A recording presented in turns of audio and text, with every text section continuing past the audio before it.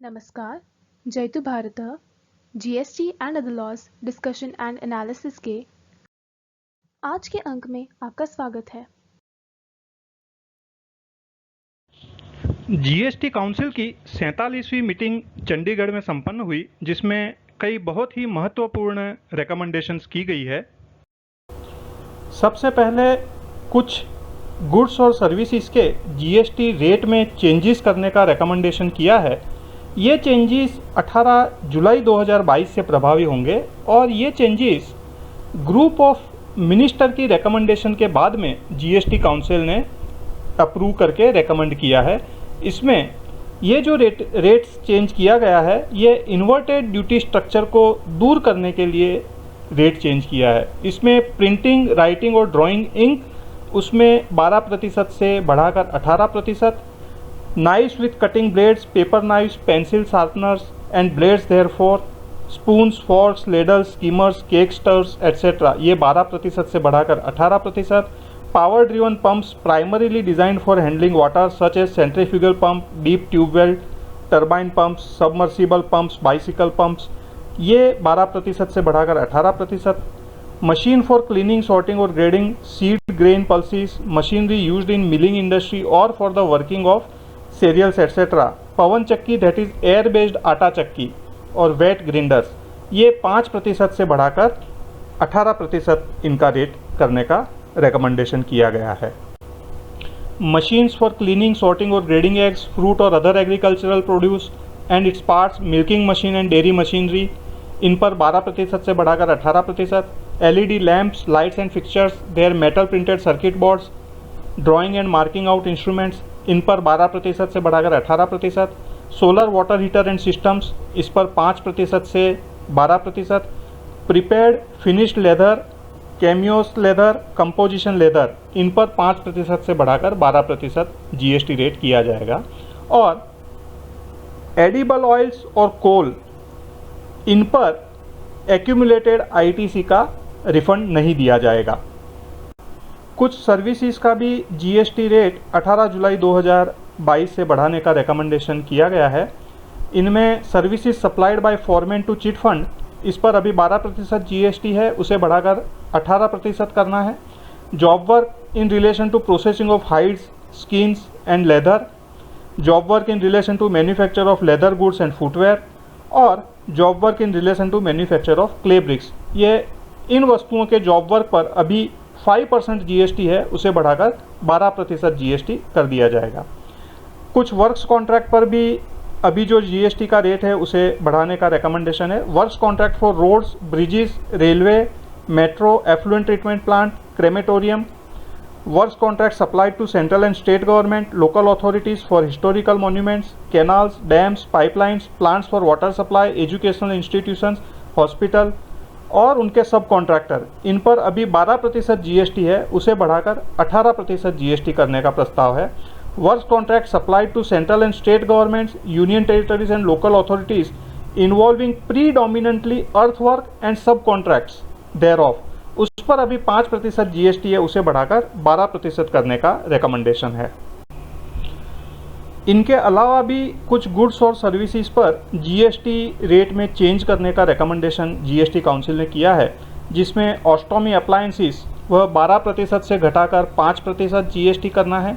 Orthopaedic appliances, जिसमें splints and other fracture appliances, artificial parts of the body, other appliances which are worn or carried or implanted in the body to compensate for a defect or disability, intraocular lenses, इन पर GST 12% से घटाकर 5% करने का प्रस्ताव है।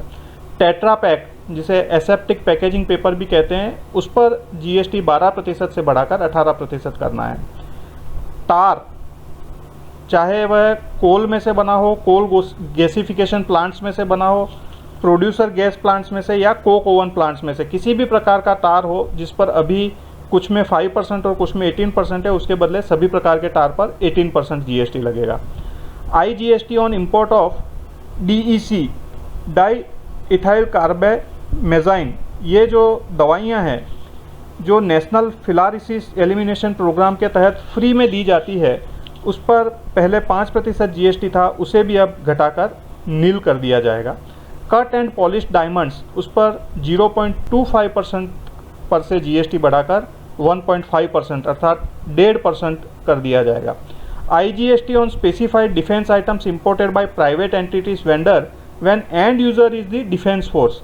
अभी ऐसी वस्तुओं पर जो एप्लीकेबल रेट होता है वो लगता है, उसके बदले यदि एंड यूजर डिफेंस फोर्सेस हैं तो उन पर कोई भी जीएसटी नहीं लगेगा। कुछ सर्विसेज में भी जीएसटी रेट में चेंज करने का रिकमेंडेशन है, जिसमें transport of goods and passengers by ropeway उस पर अभी 18% है, उसके बदले 5% जीएसटी कर दिया जाएगा और उसमें आईटीसी केवल सर्विसेज की मिलेगी।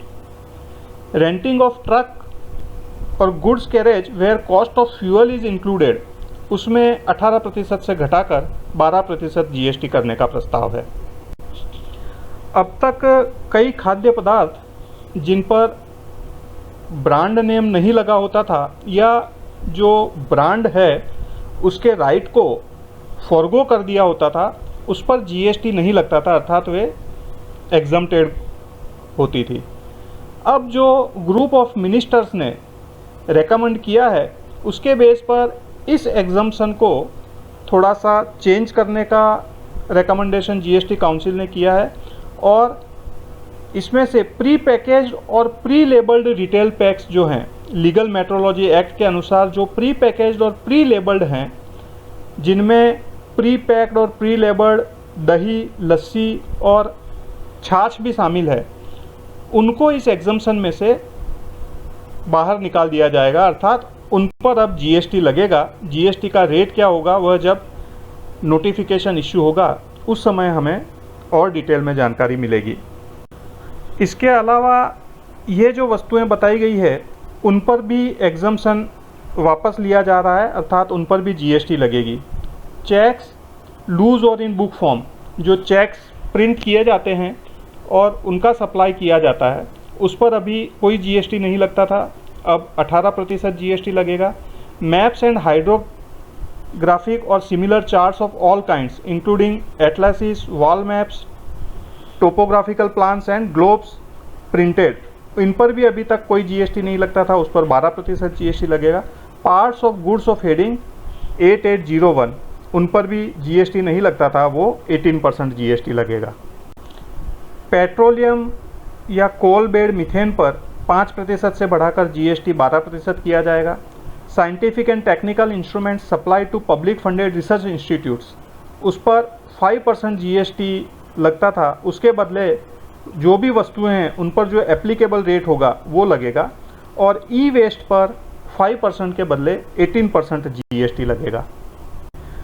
नॉर्थ ईस्ट स्टेट्स और बगोदरा से बाय एयर पैसेंजर ट्रांसपोर्ट पर अभी एग्जम्पशन है, लेकिन यह एग्जम्पशन अब केवल इकोनॉमी क्लास पर ही लागू पड़ेगा, अर्थात बिजनेस क्लास पे या उससे अपर वाले क्लास पर जीएसटी देना होगा। ये जो सर्विसेज हैं इन पर भी एग्जम्पशन विड्रॉ कर दिया जाएगा, तो इन पर भी जीएसटी देना होगा। ट्रांसपोर्टेशन बाय रेल और a vessel of railway equipment and material, storage और warehousing of commodities which attract tax, जैसे नट्स, स्पाइसेस अर्थात मसाले, कोपरा, जैगरी, कॉटन इत्यादि, इन पर जीएसटी लगता है, तो इन वस्तुओं के वेयरहाउसिंग पर भी जीएसटी लगेगा।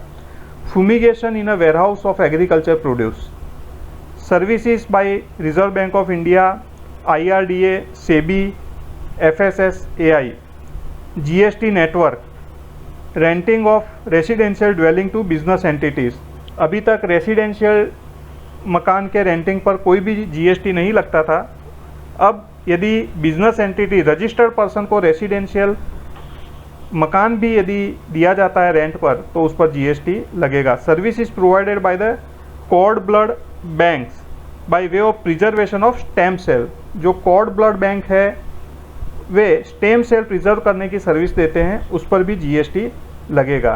तो यहाँ यह इम्पोर्टेंट है, जीएसटी नेटवर्क अर्थात जीएसटी पोर्टल जो है उसकी भी सर्विसेज को अब एग्जम्पशन नहीं दिया जाएगा, उसकी भी सर्विसेज को जीएसटी देना होगा। जैसे कॉमन एफ्लुएंट ट्रीटमेंट प्लांट्स पर जीएसटी लगता है, उसी प्रकार से common biomedical waste treatment facilities के ऊपर भी 12% जीएसटी लगेगा और उनको आईटीसी भी उपलब्ध होगी। होटल एकोमोडेशन के रूम, होटल के रूम अब तक 1000 रुपये प्रतिदिन की टैरिफ पर जीएसटी नहीं लगता था, उन पर भी अब 12% की दर से जीएसटी लगेगा। हॉस्पिटल में भी यदि रूम का रेंट 5000 रुपीज़ पर डे से ज़्यादा है तो उसमें 5% जीएसटी लगेगा और आईटीसी भी उपलब्ध नहीं होगी। हालांकि यदि आईसीयू का रेंट 5000 से ज़्यादा है तब भी उस पर जीएसटी नहीं लगेगा और आगे भी उस पर जीएसटी का एग्जम्पशन मिलेगा।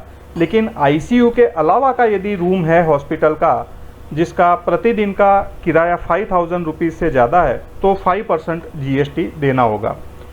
टैक्स एग्जम्पशन ऑन ट्रेनिंग और coaching in recreational activities relating to arts और कल्चर और स्पोर्ट्स, ये जो एग्जम्पशन अब तक था वो अब केवल यदि इंडिविजुअल के द्वारा ये सर्विसेज दी जाए तभी ये एग्जम्पशन मिलेगा, अन्यथा ये एग्जम्पशन नहीं मिलेगा।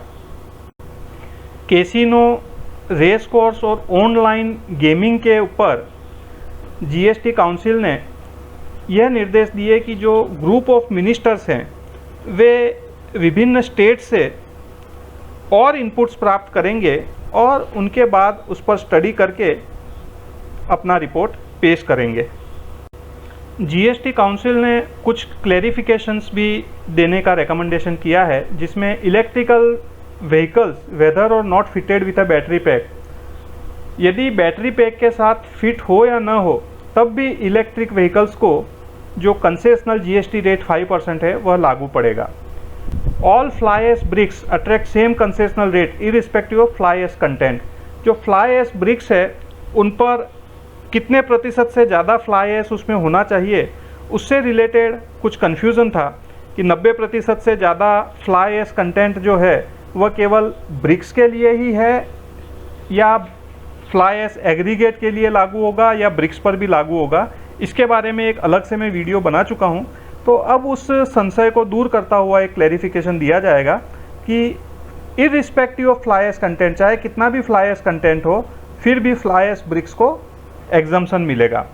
Stones covered in serial number 1 to 3 of schedule 1 Napa stones, यदि वे रेडी टू यूज़ और पॉलिश्ड हैं थोड़ी मात्रा में तो उनको 5% जीएसटी दे होगा। इस प्रकार का यह क्लैरिफिकेशन दिया जाएगा। The GST rate on all form of mangoes under chapter heading 0804 including mango pulp other than mango sliced और ड्राइड, यदि जो स्लाइस करके ड्राइड किया है अर्थात अमचूर जिसे बना दिया है उसके अलावा के जो भी मैंगो हैं चाहे वो पल्प के फॉर्म में या दूसरे फॉर्म में, उस पर 12% जीएसटी लगेगा। हालांकि इसमें जो रो और फ्रेश मैंगो हैं यानी जो हम कच्चे और पक्के आम बाज़ार से खरीद कर खाते हैं, उपयोग में लेते हैं, उन पर जीएसटी नहीं लगेगा। लेकिन जो मैंगो पल्प हैं या दूसरी आम की बनावटें हैं उन पर 12% जीएसटी लगेगा। Sewage treated water is exempt from GST and is not the same as purified water. जो स्यूएज का ट्रीटेड किया हुआ पानी है वह प्योरीफाइड वाटर की श्रेणी में नहीं आएगा और उस पर जीएसटी नहीं लगेगा। इस प्रकार का क्लैरिफिकेशन दिया जाएगा। तो इसके लिए जो वर्ड प्योरीफाइड है यह नोटिफिकेशन के सीरियल नंबर 99 में से उस प्योरीफाइड वर्ड को हटा दिया जाएगा। निकोटीन पोलारिलैक्स गम, इस पर जीएसटी का रेट 18% लगेगा, यह भी क्लैरिफिकेशन दिया जाएगा। और जैसा मैंने बताया, the condition of 90% fly ash content with respect to fly ash bricks applies only to fly ash aggregate and not fly ash bricks. जो 90% की कंडीशन है वह फ्लाई एश एग्रीगेट पर ही लागू होती है, फ्लाई एश ब्रिक्स पर लागू नहीं होती है। इसलिए जो 90% कंटेंट की जो कंडीशन है वही अब ओमिट कर दी जाएगी। आइसक्रीम पार्लर्स के ऊपर से आइसक्रीम यदि सेल की जाती है तो उस पर जीएसटी कितना लगेगा उसके बारे में 1 जुलाई 2017 से लेके 5 अक्टूबर 2021 के बीच में कन्फ्यूज़न था, क्योंकि 5 अक्टूबर 2021 को क्लैरिफिकेशन जारी किया गया था। तो इस बीच में यह जो पीरियड है इसके दौरान कोई अननेसेसरी लिटिगेशन ना हो, इसके लिए इसे भी रेगुलराइज किया जाएगा। Application fee charged for entrance or for issuance of eligibility certificate for admission or issuance of migration certificate by universities is exempt from GST. इस प्रकार की जो फ़ी यूनिवर्सिटीज़ लेती है माइग्रेशन सर्टिफिकेट देने के लिए या एंट्रेंस फ़ी या एलिजिबिलिटी सर्टिफिकेट के लिए, तो उस पर भी GST नहीं लगेगा.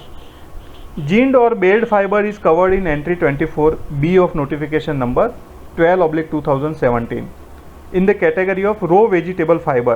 The exemption under this entry is being rationalized. इस एंट्री को और रैशनलाइज किया जाएगा, इसमें कुछ संशोधन किया जाएगा. Services associated with transit cargo both to and from Nepal and Bhutan are covered by exemption under entry 9B of notification number 12/2017. जो ट्रांजिट कार्गो है वह नेपाल और भूटान से आ रहा हो या नेपाल और भूटान में जा रहा हो, उसको ये नोटिफिकेशन 12/2017 के एंट्री 9B में एग्जम्पशन दिया हुआ है, यह स्पष्टीकरण किया जा रहा है. Activity of selling of space for advertisement in souvenir publish in the form of books. यदि बुक्स जो सोनेर के रूप में इश्यू की जाती है उसमें एडवर्टाइजमेंट पब्लिश की जाए, उसका स्पेस सेल किया जाए, तो उस पर कंसेशनल GST रेट 5% लगेगा. Renting of vehicle with operator for transportation of goods on time basis. यदि समय के अनुसार एक महीने के लिए यदि ट्रक ड्राइवर के साथ में किराए पर दे दिया है तो वह हेडिंग 9966 में आएगा और उस पर 18% GST लगता है.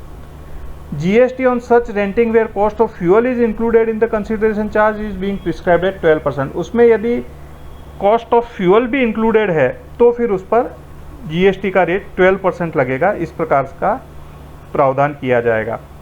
Allowing choice of location of a plot is part of supply of long-term lease of plot of land. Therefore, location charge or preferential location charge are part of consideration charge for long-term lease of land and shall get the same treatment under GST. यदि किसी plot के लिए preferential location charge अलग से देना हो तो उसमें भी लॉन्ग टर्म लीज़ पर जो ट्रीटमेंट दिया जाता है, यदि 30 साल से ज़्यादा की लीज़ है तो उस पर जिस प्रकार से GST नहीं लगता है तो वही ट्रीटमेंट यहाँ पर रहेगा. Service is provided by the guest anchors to TV channels in lieu of honorarium attracts GST. अभी जो TV चैनल्स में काफ़ी डिबेट्स में गेस्ट एंकर्स आते हैं उन्हें कुछ ऑनरेरियम दिया जाता है तो उस पर GST लगेगा. Additional fee collected in the form of higher toll charges from vehicles not having FASTag is essentially payment of toll for allowing access to roads और bridge to such vehicle and shall be given the same tax treatment as given to toll charges. अर्थात यदि additional charge भी लिया जाता है जिन vehicles के पास FASTag नहीं है तो उसे भी टोल टैक्स की तरह ही ट्रीट किया जाएगा और उस पर भी GST नहीं लिया जाएगा. असिस्टेड रिप्रोडक्टिव टेक्नोलॉजी और इन विट्रो फर्टिलाइजेशन, यह भी हेल्थ केयर सर्विसेज में ही आते हैं और इस प्रकार से उनको भी एग्जम्पशन मिलेगा. ज़मीन का लेवलिंग करके उसमें ड्रेनेज लाइन इत्यादि बिछाकर प्लॉटिंग करके बेचा जाता है तो उस पर एडवांस रूलिंग के अलग अलग डिसीजन थे कि उस पर GST लगेगा नहीं लगेगा. तो इसका भी अब स्पष्टीकरण दे दिया जाएगा कि इस प्रकार से लैंड को लेवलिंग करके ड्रेनेज लाइन इत्यादि बिछाकर उसके बाद में यदि सेल किया जाए तो उसे भी सेल ऑफ लैंड ही माना जाएगा और उस पर GST नहीं लगेगा. किसी बॉडी कॉरपोरेट को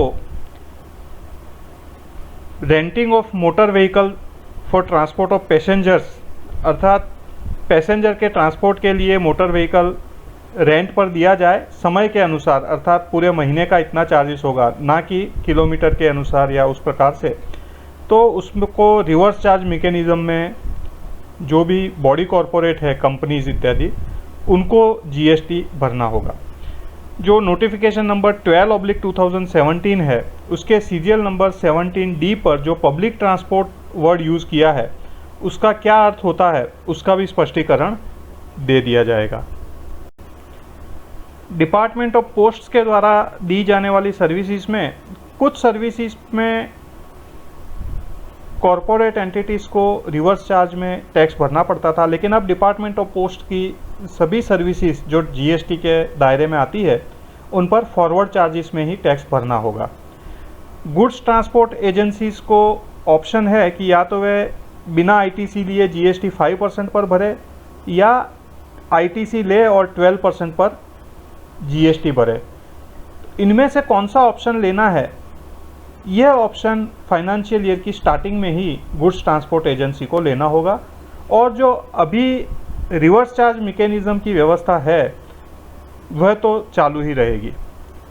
इंडियन टूर ऑपरेटर किसी फॉरेन रेसिडेंट को सर्विसेज देता है जिसमें इस प्रकार की टूर कुछ पोर्शन इंडिया में और कुछ पोर्शन इंडिया के बाहर हो, तो जो टूर भारत के अंदर है उस पर प्रोपोर्शनेट बेसिस पर जीएसटी लिया जाएगा। कुछ जो ट्रेड फैसिलिटेशन मेजर्स लिए जाने हैं उनमें ई कॉमर्स ऑपरेटर के लिए जो डिसीजन लिया गया है कि मैंडेटरी रजिस्ट्रेशन लेने की जो आवश्यकता है सेक्शन 24 के क्लॉज 9 में, जो भी ई कॉमर्स के थ्रू सप्लाई करते हैं उसको अब छूट छाट दी जाएगी। जैसे कि जो एग्रीगेट टर्नओवर है ऑल इंडिया बेसिस पर, वह जो लिमिट दे रखी है गुड्स के लिए 40 लाख की, उससे कम होना चाहिए और वह व्यक्ति इंटरस्टेट सप्लाई नहीं करता होना चाहिए। तो यदि यह कंडीशन है तो फिर रजिस्ट्रेशन लेने की आवश्यकता नहीं होगी। जो कंपोजिशन टैक्स पेयर्स हैं उनको भी ई कॉमर्स ऑपरेटर के थ्रू इंट्रा स्टेट सप्लाई करने की परमिशन दी जाएगी, हालांकि उसमें कुछ कंडीशंस लगाई जाएगी। यह जो ई कॉमर्स से रिलेटेड छूट छाट देनी है वे 1 जनवरी 2023 से लागू हो, ऐसा अभी निश्चय किया गया है। लेकिन इसके लिए जो जीएसटी पोर्टल है उसको भी तैयारी करनी होगी, तो वह तैयारी हो जाती है और ई कॉमर्स ऑपरेटर के द्वारा भी इसके बारे में तैयारी हो जाए तो फिर इसका 1 जनवरी 2023 से लागू किया जाएगा। रूल 89 के सब रूल 5 में जो फॉर्मूला दिया हुआ है इन्वर्टेड ड्यूटी स्ट्रक्चर के रिफंड के लिए, उस फॉर्मूला में भी अब चेंज किया जाएगा, जिसके कारण से जो टैक्स पेयर इनपुट सर्विसेज की भी क्रेडिट लेते हैं उन्हें लाभ होगा।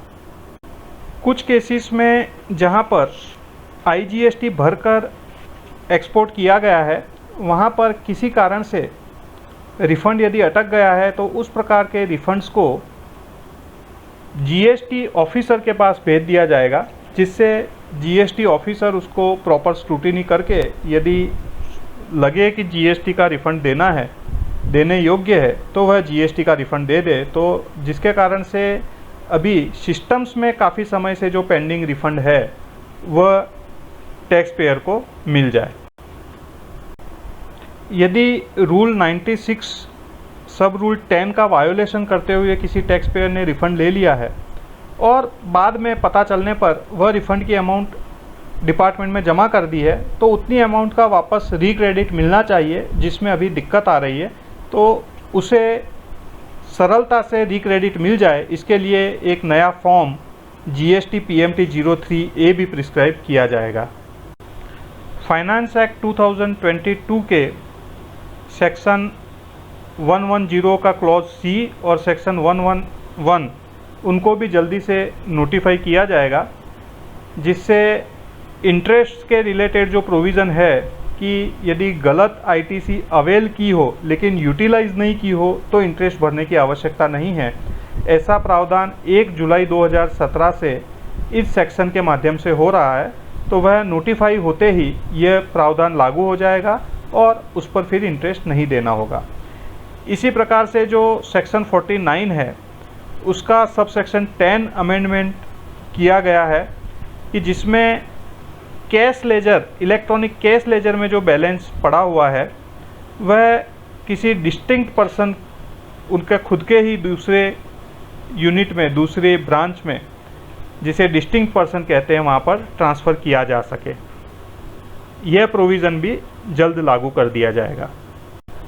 फॉर्म GSTR 4 फाइल करने की अंतिम तिथि जो 30 जून 2022 थी उसे भी बढ़ाकर 28 जुलाई 2022 कर दी जाएगी और फॉर्म GST CMP 08 उसकी फर्स्ट क्वार्टर के लिए जो लास्ट डेट 18 जुलाई 2022 थी उसे बढ़ाकर 31 जुलाई 2022 कर दी जाएगी। इसके अलावा जो कंपोजिशन टैक्स पेयर के इलेक्ट्रॉनिक केस लेजर के अंदर नेगेटिव बैलेंस आ गया है, वह इश्यू भी जल्द से जल्द रिजॉल्व करने का निर्णय लिया गया है। जो advance authorisation, export promotion capital goods और एक्सपोर्ट ओरिएंटेड यूनिट्स के लिए इंपोर्ट पर आईजीएसटी में से एग्जम्पशन देने का अभी जो प्रोविज़न है उसे ही कंटिन्यू रखा जाएगा। और पहले एक ऐसा विचार था कि ई वॉलेट स्कीम लाई जाएगी, लेकिन अब ई वॉलेट स्कीम को आगे परस्यू नहीं किया जाएगा, उस पर अब आगे कोई विचार नहीं किया जाएगा और अभी की जो प्रेजेंट स्कीम है उसे ही लागू किया जाएगा। और भी सर्कुलर्स इश्यू किए जाएंगे जिससे कुछ लीगल डिस्प्यूट्स खत्म हो। Clarification on issue of claiming refund under inverted duty structure where the supplier is supplying goods under some concessional notification. यदि सप्लायर ने कंसेशनल नोटिफिकेशन का बेनिफिट लेते हुए सप्लाई किया है तो क्या ऐसे में इन्वर्टेड ड्यूटी स्ट्रक्चर का लाभ मिलेगा या नहीं मिलेगा, इसके बारे में क्लैरिफिकेशन दिया जाएगा। Applicability of demand and penalty provision under the CGST act in respect of transaction involving fake invoices.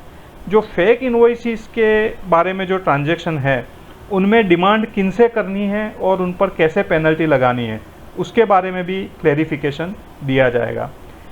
Clarification on mandatory furnishing of correct and proper information of interstate supplies and amount of ineligible blocked input tax credit and reversal thereof in written form GSTR 3B। अभी जो interstate supplies होता है उसमें यदि ineligible और blocked input tax credit होती है उसकी जानकारी कई बार अच्छे से नहीं दी जाती है टैक्स पेयर के द्वारा, तो उसमें कौन सी जानकारी देनी है, कैसे देनी है, उसके बारे में भी क्लैरिफिकेशन दिया जाएगा। दूसरे भी जो जीएसटी रिलेटेड इश्यूज़ हैं उन पर भी क्लैरिफिकेशन दिया जाएगा, जिसमें clarification on the issues pertaining to refund claimed by the recipient of supplies regarded as deemed export. जिसे डीम्ड एक्सपोर्ट माना जाता है वैसे केस में रिसिपिएंट ऑफ सप्लाईज के द्वारा रिफंड क्लेम लेने के लिए क्या प्रोसीजर करना चाहिए, उसके बारे में क्लैरिफिकेशन दिया जाएगा। सेक्शन 17(5) जो सब सेक्शन 5 है सेक्शन 17 का, उसमें दर्शाया है किन किन गुड्स और सर्विसेज का क्रेडिट नहीं मिलेगा, तो उसके इंटरप्रिटेशन से रिलेटेड कई इश्यूज आते हैं, तो उसके बारे में भी क्लैरिफिकेशन दिया जाएगा। Clarification on the issue of perquisites provided by the employer to the employee as per contractual agreement. Employer के द्वारा अपने एम्प्लॉइज़ को, अपने कर्मचारियों को जो भी परक्यूसाइड्स दिए जाते हैं उनके ऊपर जीएसटी की क्या लायबिलिटी है, उसके बारे में स्पष्टीकरण दिया जाएगा। और clarification on utilisation of amounts available in the electronic credit ledger and electronic cash ledger for payment of tax and other liabilities. Credit ledger और कैश लेजर में से कौन सी वस्तु का कब यूज़ कर सकते हैं उसके बारे में भी क्लैरिफिकेशन दिया जाएगा। आपको ज्ञात होगा ऑनरेबल उड़ीसा हाई कोर्ट ने जो अपील करते समय रकम भरनी होती है, अमाउंट डिपॉजिट करवानी होती है 10% ड्यूटी का, वह क्रेडिट लेजर में से नहीं भर सकते हैं, ऐसा आदेश दिया था। तो अब उम्मीद करते हैं कि इसके बारे में क्लैरिफिकेशन बोर्ड दे देगा कि उस पर भी इलेक्ट्रॉनिक क्रेडिट लेजर में से अमाउंट यूज़ की जा सकती है। जिन टैक्स पेयर्स का एनुअल एग्रीगेट टर्नओवर 2 करोड़ रुपए तक का है, उन्हें वर्ष 2021-22 के लिए भी एनुअल रिटर्न फॉर्म GSTR 9 और 9A भरने में से एग्जम्पशन दिया जाएगा। रूल 43 के अंतर्गत जो एग्जम्प्टेड सप्लाईज है उनका इनपुट टैक्स क्रेडिट रिवर्स करना होता है। उसमें जो ड्यूटी क्रेडिट स्क्रिप्ट्स है उससे रिलेटेड इनपुट टैक्स क्रेडिट का रिवर्सल नहीं करना है, इस प्रकार का स्पष्टीकरण भी दिया जाएगा। यूपीआई एंड IMPS ये इन माध्यम से भी जीएसटी का पेमेंट कर सकते हैं, यह भी प्रोविज़न रूल 87 सब रूल 3 के अंदर किया जाएगा। SEZ डेवलपर और यूनिट उनसे रिलेटेड रिफंड के लिए स्पेसिफाइड ऑफिसर, यह वर्ड लिखा हुआ है, तो जिसका अर्थ स्पेसिफाइड ऑफिसर या authorised officer as defined under SEZ rules 2006 ऐसा होगा। इस प्रकार का भी एक क्लैरिफिकेशन दे दिया जाएगा। एक्सपोर्ट ऑफ इलेक्ट्रिसिटी के बारे में भी CGST रूल्स में अमेंडमेंट कर दिया जाएगा, जिसके कारण से एक्सपोर्ट ऑफ इलेक्ट्रिसिटी के कारण से जो अनयूटिलाइज इनपुट टैक्स क्रेडिट है उसका भी रिफंड मिल सके, ऐसा प्रोविज़न कर दिया जाएगा। ड्यूटी फ्री सोप जो एयरपोर्ट पर होती है इंटरनेशनल टर्मिनल्स पर, वहाँ से जो भी सप्लाई किया जाए उसको एक्सपोर्ट माना जाएगा और इसके कारण से जो भी एक्सपोर्ट से रिलेटेड बेनिफिट है वे सब ड्यूटी फ्री सोप्स को मिलेंगे। ये क्लैरिफिकेशन दे दिया जाएगा। तो जो पुराना सर्कुलर था 106/25/2019-GST वे और उससे रिलेटेड जो भी नोटिफिकेशन है उनको रिसाइंड कर दिया जाएगा। Continuous non filing of return के कारण से सिस्टम के द्वारा ही जिन टैक्स पेयर का रजिस्ट्रेशन ऑटोमेटिकली सस्पेंड कर दिया हो, उन टैक्स पेयर के द्वारा यदि वे रिटर्न फाइल कर दिए जाएं पोर्टल के ऊपर, तो उनका रजिस्ट्रेशन जो सस्पेंड कर दिया गया था वो ऑटोमेटिक रिवोक हो जाए, उस प्रकार का भी प्रोविज़न अब करने का GST काउंसिल ने रेकमेंड किया है। फॉर्म GSTR 3B इसमें चेंजेस करने के लिए जो भी सुझाव हैं वे पब्लिक डोमेन में रखकर उस पर सजेशन और इनपुट्स मांगे जाएंगे। टैक्स पेयर, टैक्स कंसल्टेंट्स और सभी स्टेक होल्डर्स अपने सुझाव उसके बारे में दे सकते हैं। कोरोना पेंडेमिक के दौरान कुछ पीरियड तो जो टाइम लिमिट जिन चीज़ों में लागू पड़ती है वो टाइम लिमिट में से कुछ पीरियड एक्सक्लूड करने के लिए नोटिफिकेशंस सरकार ने जारी किए थे, लेकिन आपको ज्ञात होगा कि ऑनरेबल सुप्रीम कोर्ट ने अपने जजमेंट के द्वारा सुओ मोटो कुछ पीरियड को एक्सक्लूड कर दिया था। तो अब यहाँ पर GST काउंसिल ने रेकमेंड किया है कि यह जो 1 मार्च 2020 से लेकर 28 फरवरी 2022 तक का पीरियड है, यह रिफंड की टाइम लिमिट गिनने के लिए भी एक्सक्लूड कर दिया जाए और साथ में जो डिमांड इत्यादि इश्यू करने के लिए जो टाइम लिमिट है उसको भी एक्सटेंड कर दिया जाए 30 सितंबर 2023 तक के लिए। The Council has decided to constitute a group of ministers to address various concerns raised by states in relation to constitution of GST Appellate Tribunal। अभी तक GST लागू होने के 5 वर्ष बाद तक भी GST Appellate Tribunal का गठन अभी तक नहीं हो पाया है। तो अभी GST काउंसिल ने एक ग्रुप ऑफ मिनिस्टर का गठन किया है जो अलग अलग राज्यों के द्वारा इसके बारे में जो भी अपनी चिंताएं बताई गई है उस पर विचार करके GST काउंसिल को रेकमेंड दे, जिससे GST एक्ट के अंदर संशोधन किया जा सके और जल्द से जल्द GST एपेलेट ट्राइब्यूनल का गठन हो सके। राज्यों को IGST का हिस्सा देने के लिए एडहोक बेसिस पर 27,000 करोड़ रुपए GST काउंसिल ने मंजूर किए और उसमें से 50% अमाउंट अर्थात 13,500 करोड़ अभी रिलीज़ कर दिए हैं। जो IT रिफॉर्म्स पर ग्रुप ऑफ मिनिस्टर हैं उन्होंने यह रेकमेंड किया कि GST नेटवर्क को इस प्रकार की व्यवस्था लानी चाहिए आर्टिफिशियल इंटेलिजेंस का उपयोग करते हुए, जिससे जो भी नया टैक्स पेयर नया रजिस्ट्रेशन लेता है उसकी एंटीसीडेंट्स अर्थात उसके पश्चात भूमि के बारे में पहले से पता चल जाए और रजिस्ट्रेशन लेने के बाद में भी उसके कार्यकलापों के बारे में पता चलता रहे, जिससे यदि कोई टैक्स पेयर दुरुपयोग कर रहा है GST का और कुछ फर्जीवाड़ा करने की सोच रहा है तो उसे जल्दी से जल्दी पकड़ा जा सके और ज़्यादा वह दुरुपयोग न कर पाए। यह इस प्रकार से इस 47वीं GST काउंसिल की मीटिंग में बहुत ही दूरगामी परिणाम लाने वाले रिकमेंडेशन GST काउंसिल ने किए हैं। तो अभी उनको जो भी है नटशेल में बताया है प्रेस रिलीज़ के बेसिस पर। बाकी तो जब नोटिफिकेशंस इश्यू होंगे, क्लैरिफिकेशंस इश्यू होंगे, लॉ में चेंजेस आएगा, तब एग्जैक्ट क्या चेंजेस हुआ है उसके बारे में डिटेल में डिस्कशन किया जाएगा। आज के अंक में बस इतना ही। धन्यवाद। Please like, share and subscribe.